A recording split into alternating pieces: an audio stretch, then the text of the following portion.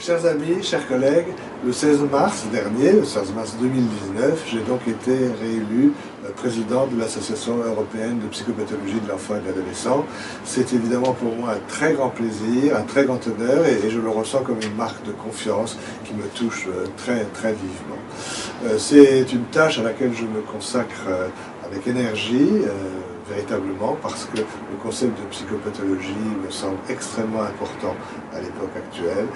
La psychopathologie, je le répète souvent, dans toutes ses composantes, la composante psychanalytique bien entendu, mais aussi la composante systémique et familiale, la composante cognitive, la composante attachmentiste et également la composante développementale qui se développe depuis moins longtemps.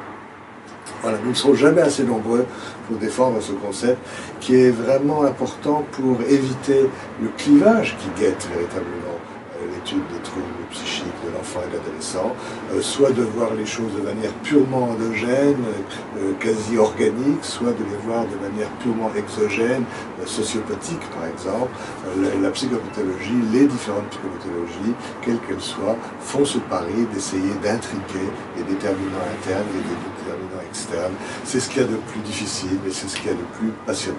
Donc bienvenue à tous au sein de cette association. Je remercie bien entendu les administrateurs, je salue l'arrivée de nouveaux administrateurs parmi nous, et puis je me félicite aussi de la recomposition du bureau avec quelques modifications de la distribution des tâches. Je sens autour de moi des collègues extrêmement enthousiastes et dynamiques. Mon premier mandat m'aura permis d'améliorer, d'accroître l'efficacité du fonctionnement de notre association, avec notamment la mise en place d'un site qui est un outil de liaison. La question du lien est d'ailleurs centrale pour la psychopathologie elle-même. Mon deuxième mandat s'ouvre déjà sur des projets tout à fait exaltants. Chaque section nationale va s'employer, je l'espère, à créer des liens avec les instituts de formation à la psychothérapie psychanalytique de l'enfant et de l'adolescent dans les différents pays. Je crois que l'Association européenne de psychopathologie de l'enfant et de l'adolescent peut fournir d'ailleurs aux personnes en formation une sorte d'identité supranationale extrêmement importante à notre époque. Il y a également un projet de congrès intermédiaire. Après le congrès de Bilbao, le prochain congrès européen était prévu en 2022. Ça a paru un petit peu loin à tout le monde.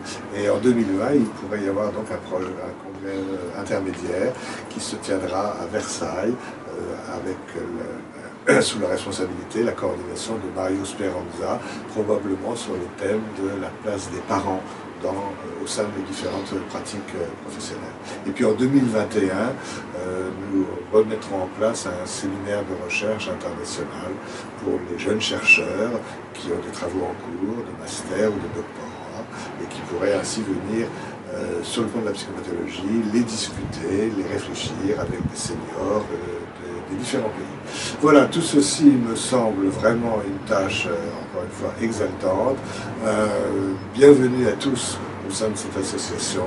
Nous avons du travail devant nous, mais un travail précieux, utile et qui peut se faire, je crois, dans la dynamique très chaleureuse.